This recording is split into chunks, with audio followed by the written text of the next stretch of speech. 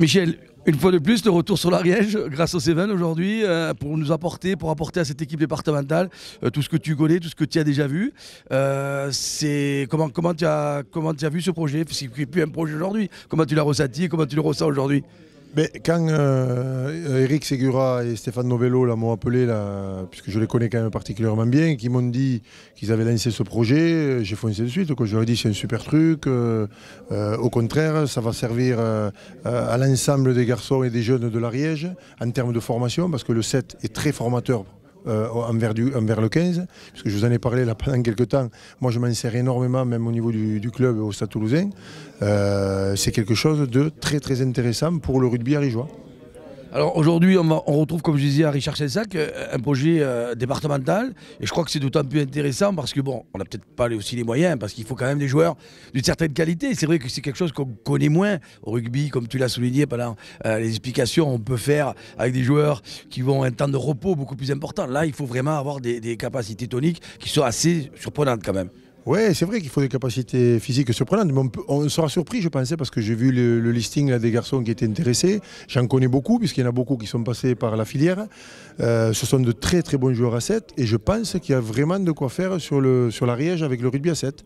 Il y a quelque chose vraiment à développer, à mettre en avant, et avec des principes rudimentaires de 7 dans un premier temps, un travail physique adapté, puisqu'on a la chance d'avoir Christophe qui est en charge de la préparation physique. Je pense qu'il y a quelque chose à faire de très très sympa et de très convivial. Qu'est-ce que tu vas leur apporter, toi, précisément, donc à ton rôle? Alors moi, mon rôle, ce sera de venir en aide donc, aux deux entraîneurs qui ont un peu moins d'expérience que moi du rugby à 7. Et c'est de venir avec eux sur le terrain, mettre en place les grands principes dont je vous ai parlé un petit peu ce soir, que les joueurs se l'approprient, parce que le but, c'est de les comprendre, ces principes, mais après de se les approprier, et puis de les aiguiller, de les aider, de les épauler sur les tournois. À chaque fois que je pourrai venir, je suis ariégeois tous les samedis, puisque je suis dans l'Ariège tous les samedis, mais je le serai encore plus souvent. Merci beaucoup, Michel.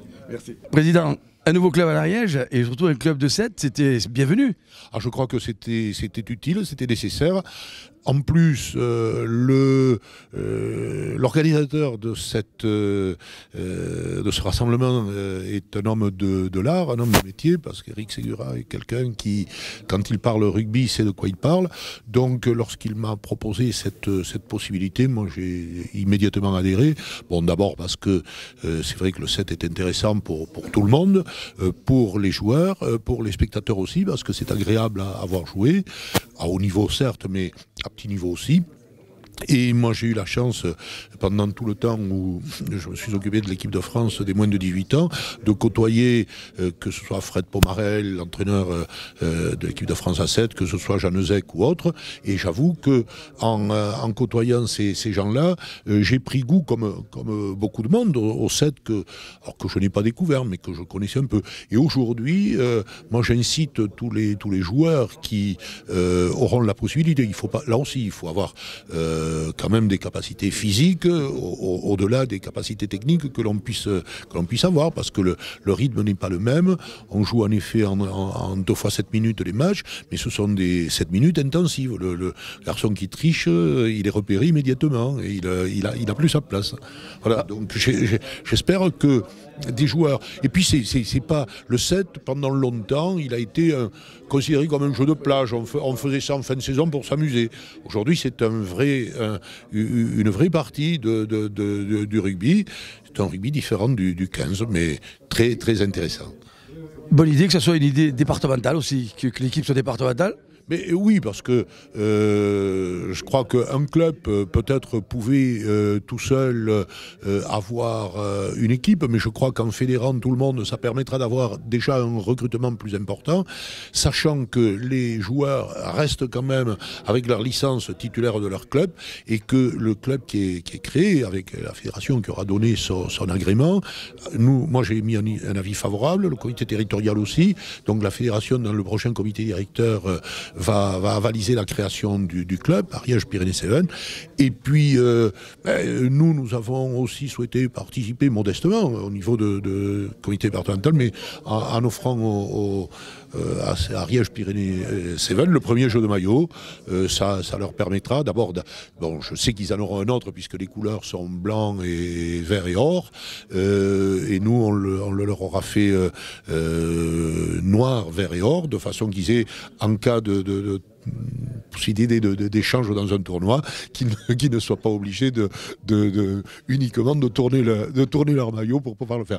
Mais c'est une modeste contribution, mais c'est aussi quand même symbolique de l'engagement du département comme soutien de cette action. Il y a quelques semaines, c'était la présentation de Ariège-Pyrénées-Cévennes. Aujourd'hui, c'est une présentation un peu plus développée avec des intervenants intéressants. Mais j'ai vu que tu étais un peu quand même surpris à l'appel des clubs, qu'il n'y ait pas beaucoup de réponses peut-être de présidents de clubs pour qu'ils surtout comprennent. Parce que je ne suis pas sûr que tout le monde ait bien compris. Oui, non, je pense que c'est bon. Là aussi, c'était une réunion pour expliquer le fonctionnement entre le 7 et le 15.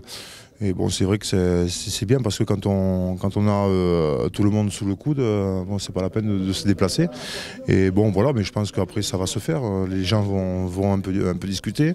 La presse va le relayer. Et puis bon, petit à petit, bon, les gens comprendront un petit peu notre fonctionnement.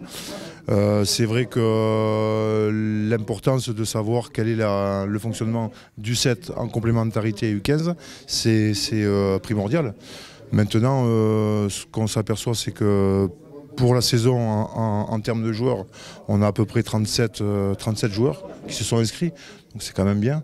Voilà, donc je pense que ça va se faire. C'est tout neuf, donc c'est normal. C'est normal, les gens ont besoin un petit peu de temps au temps pour comprendre, pour que le 7 se mette dans ce paysage de rugby ariégeois. Oui, parce que ça va quand même assez vite. On a vu la présentation. Il y a quand même des tournois, il faut déjà s'engager parce qu'il faut déjà se prépositionner. Il faut commencer à se rencontrer, commencer les entraînements, etc. Oui. Bon, ça va se faire, comme tu dis, doucement, il faut le faire. Oui. Ça va se lancer donc avec une première saison, parce qu'il y a des gens qui pensaient que c'était pour l'année prochaine. Non, ça va démarrer dans quelques semaines. Oui, non, c'est-à-dire que bon, quand on s'est lancé dans ce projet, on avait des formalités qui sont plus ou moins longues, grâce en fait au comité, grâce à tous les gens qui se sont un petit peu investis dans le dossier, on est allé un peu plus vite, ce qui permet de pouvoir dès cette année commencer à jouer les tournois élites. Et je pense que c'est important parce que si on ne perd pas un an, c'est quand même bien. Voilà, les gens vont quand même goûter à ce qui se fait de mieux sur le rugby à 7 amateur. Voilà. Avec une équipe quand même élite. C'est important parce que tu nous as expliqué quand même tous les degrés, l'équipe élite, et avec l'espoir quand même de se retrouver à la finale à Albi. Oui, c'est-à-dire que bon, je pense qu'on a, comme on a dit depuis le début, des joueurs de qualité qui ont adhéré. Bon, donc je pense que maintenant il va falloir qu'on commence à faire quelques entraînements, parce que vous avez vu qu'avec la présentation de Michel Marfin, on s'aperçoit que le rugby à 7 c'est un vrai sport. Ça ressemble au 15, mais bon, voilà, il y a quand même des choses pointues qu'il faut qu'on ait le temps de mettre en place.